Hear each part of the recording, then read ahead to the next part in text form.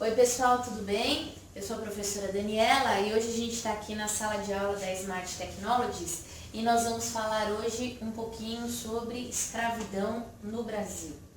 Bom, os escravos no Brasil, eles ficaram conhecidos, não que eles eram, né? Como os pés e as mãos dos senhores de engenho, os pés e as mãos da economia. Os três grandes ciclos coloniais e imperiais, eles foram basicamente supridos pela mão de obra escrava africana. Quais são os três principais ciclos econômicos que a gente tem? A gente tem a cana-de-açúcar, a gente tem a mineração e a gente tem o café. Eu sei que o café, nós sabemos que o café vai ter também a mão de obra imigrante, mas boa parte do café, principalmente do Vale do Paraíba, a mão de obra utilizada era a mão de obra escrava. E hoje a gente vai falar de uma aula que é muito triste. A gente vai falar de onde vem esse escravo, como esse escravo é tratado. E a nossa aula, você vai ver que diferente das outras, ela tem muitas imagens. Porque já ouviram aquela expressão que uma imagem vale por 1000 palavras? Só que assim, tudo que a gente for ver aqui, por mais terrível que possa nos parecer, tinha um filtro do olhar europeu. O Guygens, o Debré. Então, esses artistas, esses pintores, esses cientistas que vêm para o Brasil e que por conta dos desenhos deles a gente tem um outro olhar do passado no Brasil, ele tem um filtro, né? Então é um branco desenhando, por exemplo, um escravo negro, o escravo apanhando. A realidade, ela com certeza é muito pior do que nós vamos ver. Então vamos lá. Bom, eu quero primeiro falar com vocês da onde vêm os escravos, né? Os escravos vêm como? Vêm da onde? Quais são as principais etnias de escravos que vêm para o Brasil? Então aqui nós temos as principais rotas do tráfico, tanto para a América quanto para a Ásia. Eu vou me ater para o Brasil, tudo bem? Então vamos pensar aqui, olha, aqui nós temos duas etnias de escravos. Nós temos os sudaneses, que eles vêm muito para o Brasil, e nós temos os bantus. Então, sudaneses e bantus são as duas principais etnias, não são as únicas, mas são as duas principais etnias que vêm para o Brasil. Então, vamos acompanhar aqui a rota, né? Então, por exemplo, de Cabo Verde, eu tinha escravos que vinham para Salvador, tinha escravos que vinham para São Luís. De São Jorge da Mina, eu tinha escravos que vinham para Olinda e vinham para Salvador. De Benguela, eu tinha escravos que vinham para Salvador, escravos que vinham para o Rio de Janeiro. De Moçambique, eu tinha escravos que vinham para o Rio de Janeiro, né? Então, nós temos, essas são as principais rotas que os escravos faziam. Agora, os escravos, os africanos, antes do europeu chegar lá, do périplo africano que a gente viu na outra aula, eles na sua grande maioria eram tribais. E eles acabavam brigando, as tribos, por água, por território, por poder, e eles já conheciam a escravidão. Mas uma escravidão não maciça, uma escravidão de perdedor de guerra, não uma escravidão pelo fato deles serem de uma raça ou de uma cor X, Y ou Z. E eles, conhecedores da escravidão, os europeus sabedores disso, o que eles vão fazer? Eles vão fazer uma das coisas mais terríveis. E olhem, eram brancos, eram superiores, né? Olha o que eles vão fazer. Eles vão instituir na África o vício. Na África, qual era o comércio? Como era feito o comércio na África? O comércio na África era feito, não era um comércio, era a troca, era o escambo. E o que eu trocava por escravo? Eu trocava a cachaça, eu trocava o tabaco, eu trocava armas de fogo, eu trocava munições. Então você imagina que eu introduzi o na África. Então eu levo a cachaça, eu levo o tabaco que eu produzo aqui no Brasil, eu chego lá e eu vicio aquele africano. Olha o tabaco, olha a cachaça. E eu e vocês sabemos que é altamente viciante. E eles vão querer cada vez mais, e o segundo vai ser de graça, o terceiro vai ser de graça, e o quarto, quinto, sei lá, a gente vai querer algo em troca. O que é esse algo em troca? É o escravo, né? É o africano. E a gente sabe também que quando há o vício instituído, não há moral, não há ética, né, por parte, não que eles não tivessem, mas o vício faz com que a gente perca essas questões tão prementes na nossa vida. Uma vez que o escravo é aprisionado lá e é trocado pelo tabaco, pela cachaça, esse escravo vem aonde? Para o Brasil. Ele vem nos chamados navios negreiros. Você sabe o outro nome de navio negreiro? Navio tumbeiro. Você sabe de onde vem esse nome? De tumba, né? Então, era um navio onde os escravos, eles ficavam, olha aqui, ó, nos porões do navio, e eles ficavam extremamente abarrotados, o navio de escravos. O navio ele ficava com a carga máxima num lugar escuro, num lugar sem banheiro, num lugar sem conforto.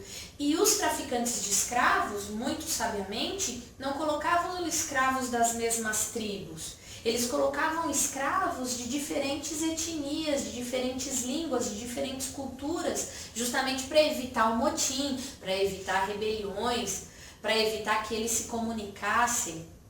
Então, o traficante de escravo, ele reconhece essa pluralidade na África. O que o europeu não, né? Nasceu na África, é escravo e acabou. O traficante não, ele vai mesclar no seu navio tumbeiro diferentes escravos de diferentes regiões para que eles não pudessem se organizar. Bom, necessidades fisiológicas feitas aqui, ninguém saía. Comida, quando abria a porta, o alçapão, e jogava lá a comida. Alguém morria, então a pessoa ficava lá até que alguém abrisse e eu pudesse jogar o corpo no mar. Alguém estava doente, todo mundo ficava doente se a doença fosse contagiosa. Então, quando esses seres humanos chegam no Brasil, você acha que acabou o sofrimento deles? Não. Eles vão ser vendidos como mercadorias. Você já foi à feira? Já foi ao mercado? Você vai lá, vai comprar uma maçã. Você vai lá, apalpa, você olha, você cheira, você vê se ela tá bonita, aí você não escolhe aquela, você escolhe outra. Você imagina você, sua família, ficarem nus na frente de um monte de gente, falando uma língua que você não conhece, depois daquele terror que você passou no navio tumbeiro, e aí as pessoas vão te apalpar, as pessoas vão ver se você é forte, vão ver se você tem todos os dentes, os olhares cobiçosos, desejosos dos senhores para as escravas, famílias que foram separadas. Então, por exemplo, vem seu pai, sua mãe e você não vai ficar com seu pai e com a sua mãe. Um senhor vai comprar uma criança que é mais barata, o seu pai vai ser vendido para uma outra fazenda, a sua mãe vai ser vendida para uma outra fazenda. Pronto, desfez-se a família. Sabe quando vocês iam se encontrar? Nunca mais. Né? Então, era um momento de extrema crueldade. Né? É um momento da história que a gente tem que se envergonhar. Muito. Tudo bem. Vamos pensar comigo. Brasil colônia, vamos pensar no Brasil colônia, vamos pensar na época da cana-de-açúcar. Quantos escravos haviam para quantos brancos? A escravidão, lembra que eu falei lá no começo da aula, o escravo é o pé e a mão do senhor de engenho, por exemplo? Para tudo o senhor precisava daquele escravo. Aquele escravo era a base da economia. E o senhor, ele sabe que aquele escravo tem um valor muito importante. Você vai comprar um carro zero. Você vai bater o carro zero no poste? Porque você quer? Não. Não é o seu dinheiro? É a mesma coisa. Não estou dizendo que ele era bem tratado. Longe disso. Mas esse escravo, o seu senhor, ele sabe que ele tem um valor. Então o objetivo não é matar o escravo. Castigar sim, para que sirva de exemplo, porque o Senhor, ele teme a quantidade de escravos. Ele sabe que se os escravos se rebelarem, quem vai se dar mal é ele, que ele está em minoria. Então ele usa a força, ele usa a coação para manter os escravos sempre com medo. E quais são as formas de castigo mais comuns? Então tem várias formas, né? Tem o açoite, normalmente era feito em praça pública, no pelourinho. Lembra? Servir de exemplo para que os outros ficassem com medo. E se você reparar aqui nessa imagem, olha que coisa mais horrível. Se você reparar nessa imagem, quem está açoitando o escravo também é um africano. E isso vai deixar os escravos, esses africanos que vão, digamos assim, se vender para não morar na senzala, para ter uma comida melhor, que são os capitães do mato, são os capatazes, eles vão ser o alvo de quando esses escravos se rebelarem, eles serão os primeiros alvos, com toda razão, né? Então tem as chibatadas. Se você for pensar, as chibatadas não tem nada de 50 tons de cinza, não. Eram chibatadas que tinham várias pontas, o chicote, e elas passavam nas costas, podia pegar só nas costas, podia pegar só nas nádegas, podia pegar nas pernas, podia pegar inteiro, podia ter 1, 2, 10, 15, 20 chibatadas. O objetivo, lembrando, não é matar o escravo, mas é fazer com que os outros temam o castigo. Olha outro castigo, né? Existiam alguns instrumentos de tortura e normalmente eles vão ficar nas senzalas, para que os outros possam assistir o sofrimento alheio.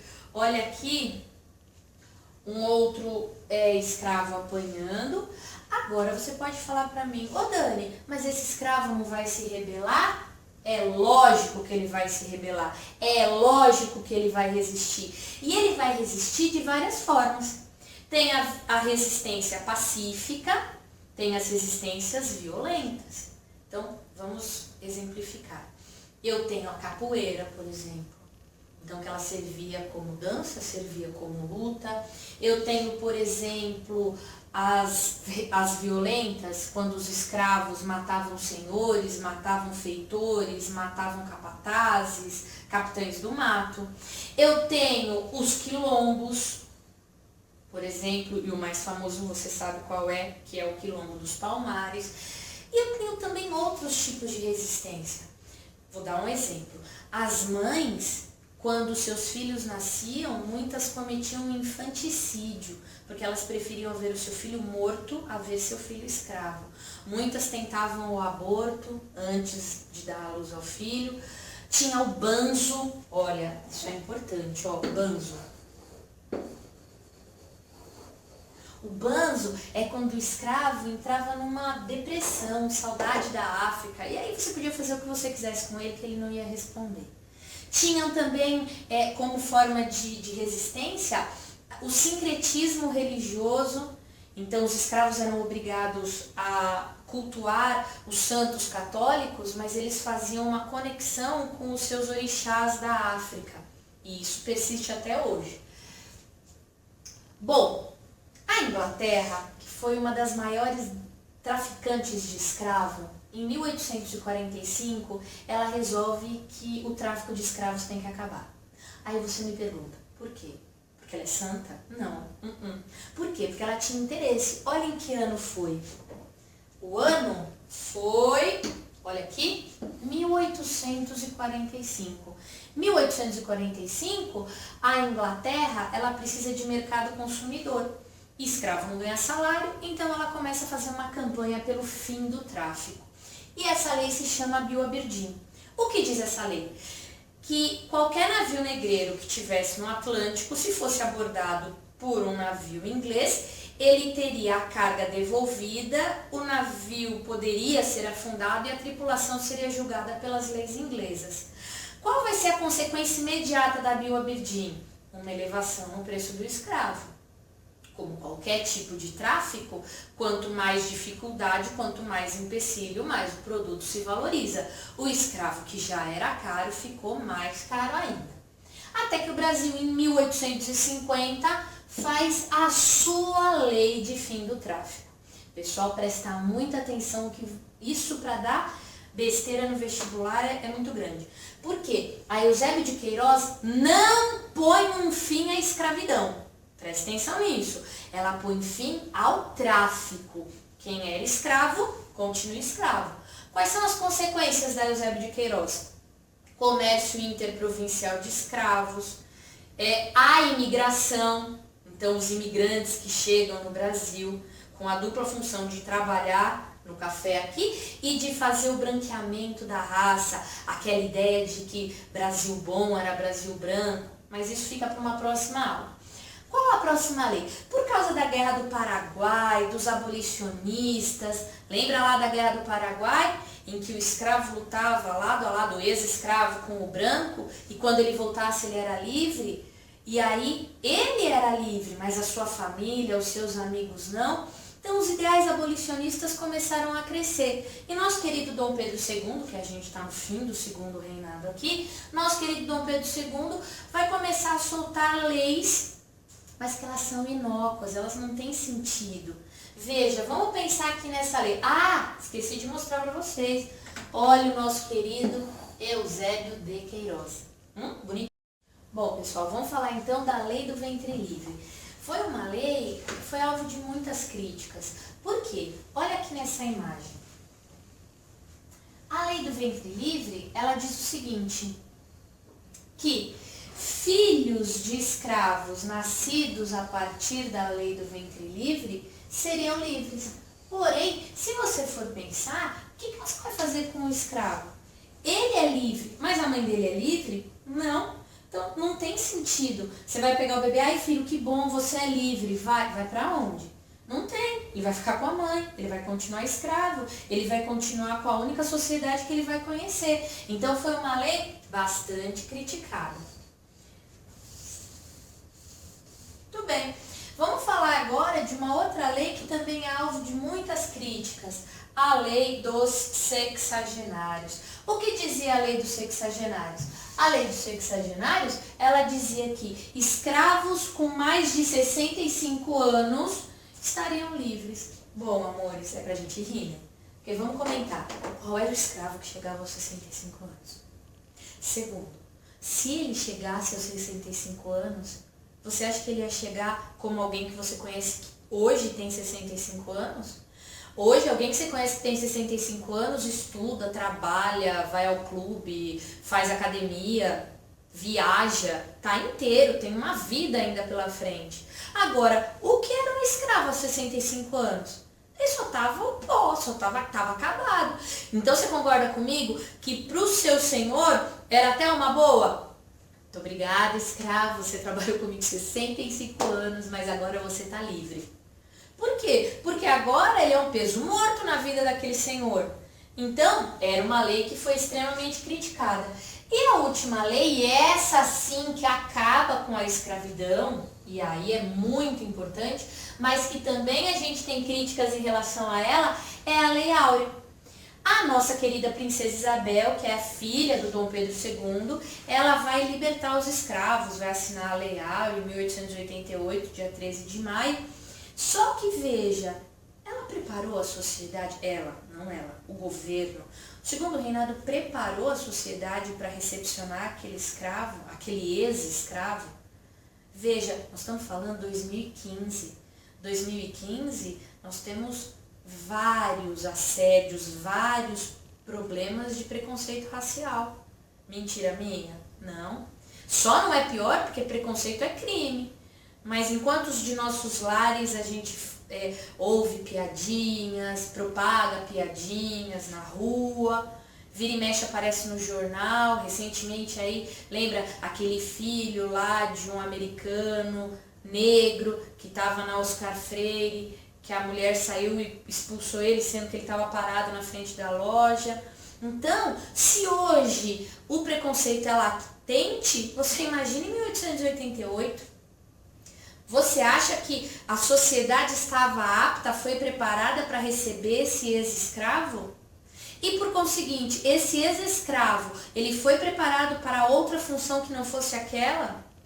Então, a escravidão, e olha que legal essa charge, né? Então tem a princesa Isabel, tá com a Lei Áurea na mão, e ela diz lá, é a lei que acaba com a escravidão, leva para sancionar. E aí o escravo diz para ela, fazer o favor de quê? E é bem assim que a gente encerra a nossa aula, pessoal. Lembrando que a partir do fim da escravidão no Brasil, Dom Pedro II perde mais uma base de apoio e complementa, ajuda no fim do segundo reinado, mas isso é matéria para uma próxima aula. Obrigada, pessoal, espero que vocês tenham aprendido.